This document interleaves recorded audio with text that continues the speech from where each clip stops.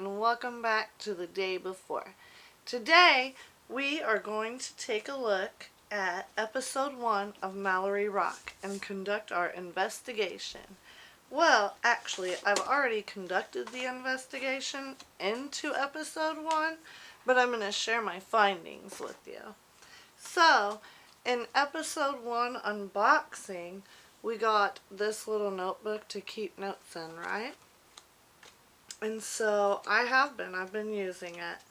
And for hints for Hunt a Killer, there is a website you can go to. It's just huntakiller.com/Mallory Rock. And then I'm writing the passwords for each episode on this. So I thought that was pretty neat.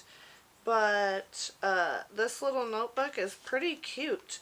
And I'm really enjoying using it. It's got a little compass rose in the corner of it. That's just my puppy trying to get in. Don't worry about that. But let's jump into the investigation. So the first thing I looked at in my investigation was a letter from Gwen. Let me find that. So first of all, I looked at this letter. And what I found, and I found important enough to take note of, was that Beth, her sister, had a huge gash in her head when she was found dead. That she was an accountant, an overachiever, and she was married to a loser named Joey. And it looks like she says to take a look at the Reverend's Bible verses in her letter. There was also a coaster in this. And it says that Gwen owns Mariner's Lodge Hotel. There was a coaster in this box, and the coaster belonged to Beth. It says MR Lighthouse 1851 on it. She also mentions a playlist. There's some little fly or something. She also mentions a playlist on virtual desktop to Gwen from Beth to feel at home. So I checked that out, and it is just a little Spotify playlist that you can check out if you want to. The question and answer for this episode that Gwen gives us is, where did Beth die? She says to use the contact page on Michelle's desktop to send a message with the subject island and put the exact name of the location of where Beth died, right? So next, I looked at the PI letter from Michelle Gray, and basically I took information from that in order to sign in to the Hunt a Killer app right here. And I think I used this password. Yep, and I'm in. So that's how the PI letter helps you out. Next, we're going to talk about the obituary. So the obituary is for Beth Ferris Hendricks, and she is Gwen's sister who died. Let me find it. So this obituary, and then if you remember, it says in Gwen's letter to take a look at the Bible verses, right? So we'll get to that. But it was at Mallory Rock Unitarian Church, and Reverend Clarence Reaver was officiating. And it says that Beth Ferris was born September 17, 1984 to Lee and Mona. The family lived on Mallory Rock for 12 generations. She was on the town council. Her daughter's name is Ruby, and her father had already passed away. Reflections were done by Amandine Noga, I'm not sure if I am pronouncing that correctly, and Martin Hendricks. Readings, here we are. John 14:1-3, Turn Again to Life by Mary Lee Hall. Oh, no, let's keep going. Eulogy, Josiah Hendricks, and I believe that is this woman's husband. Now, on the back of the obituary, there were Bible verses, right? So if you look those up, okay? Um, it says 1, 2, 3, 4, 5, and 7. If you look up these Bible verses and you read them, you're not sure exactly how it fits in, right? Well, it is a cipher. And basically, what you're looking for is you look up the Bible verse, and then you look up word number 1 in that Bible verse, right? And so you go on to look up word number 5 and word number 7. That's why number 6 is not listed. Okay? And the message is, I must try to forgive her. So that's weird, right? Also, on this app here, let me pull it up. There is a video of Beth's husband, right? I'm Joey, Beth's husband. First, I just want to say how grateful I am that you all showed up to honor Beth. She was loved by a lot of people. So remember that And I think everyone Gwen being here is said a that testament he to is that. a loser. We can go ahead and go forward a bit.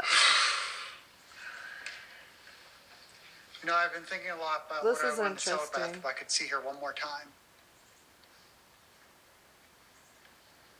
And I think I just want to say that I'm sorry. For everything. And thank you for being a wonderful wife, mother, in person. And I'm just so sorry.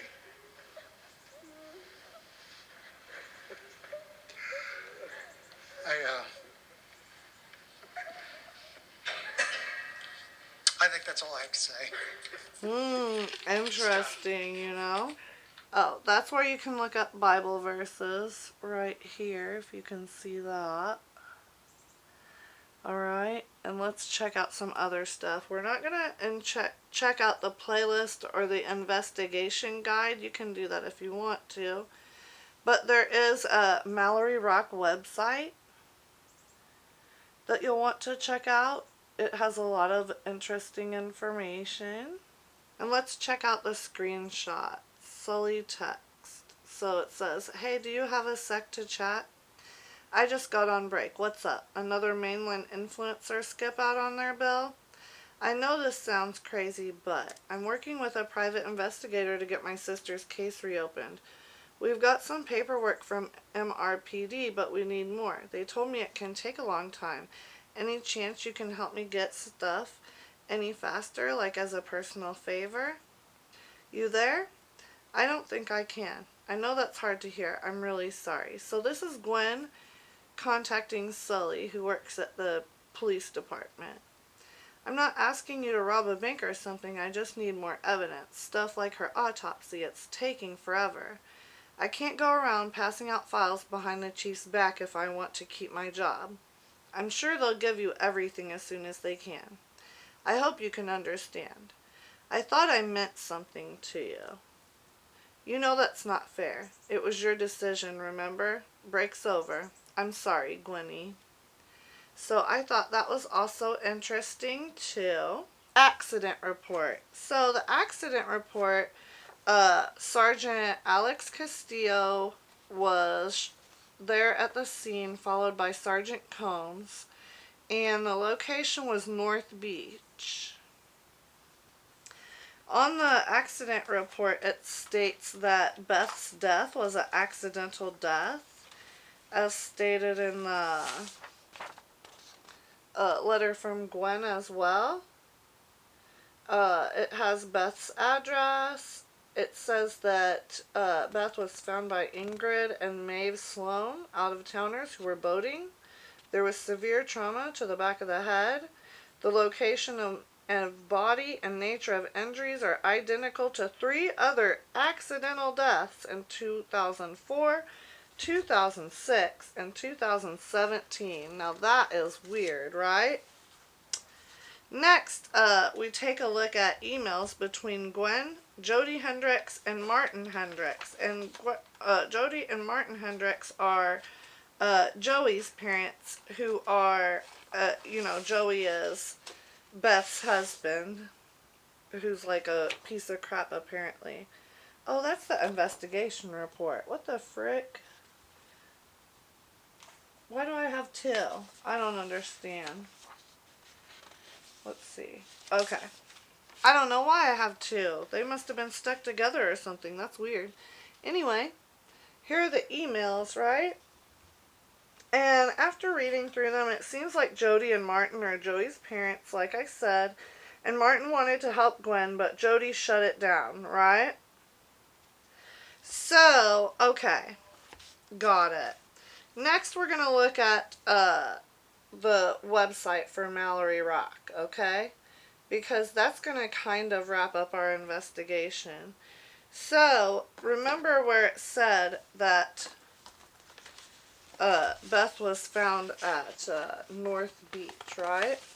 And North Beach is at number 3, as you can see. Alright? And take a look at Mallory Rock, okay?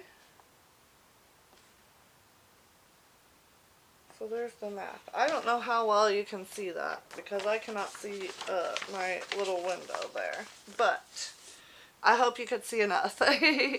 Anyway, there was a magazine with an article about the Lighthouse Festival. There was some other stuff in there. But what I found interesting, let me see, is kayak recovered right here.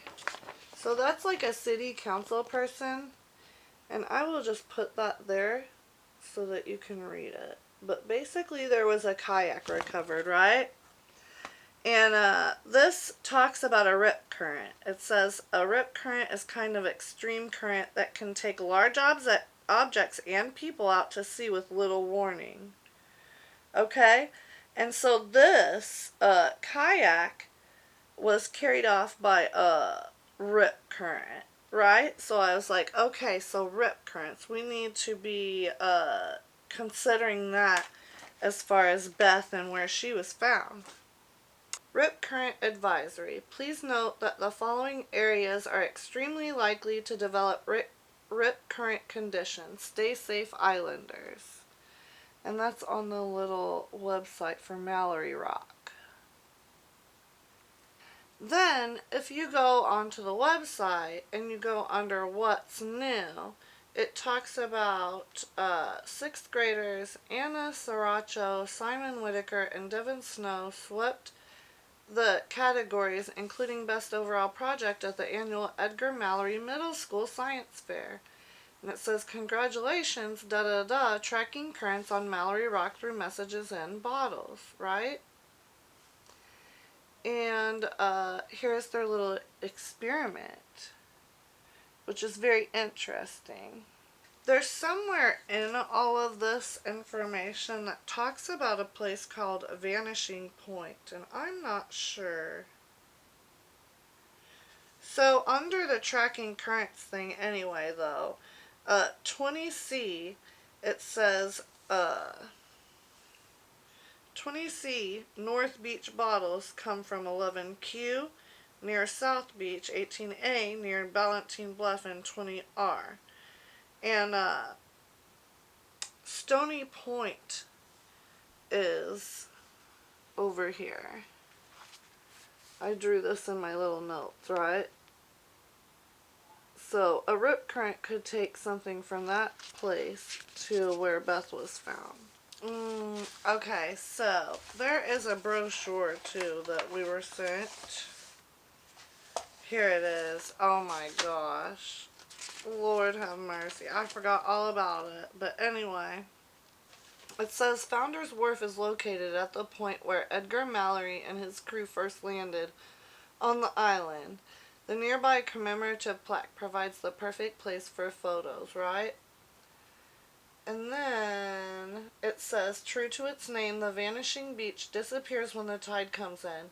tucked in between Stony Point and the ruins of founder Edgar Mallory's cottage. This remote spot is popular with locals for proposals, special events, or simply quiet contemplation.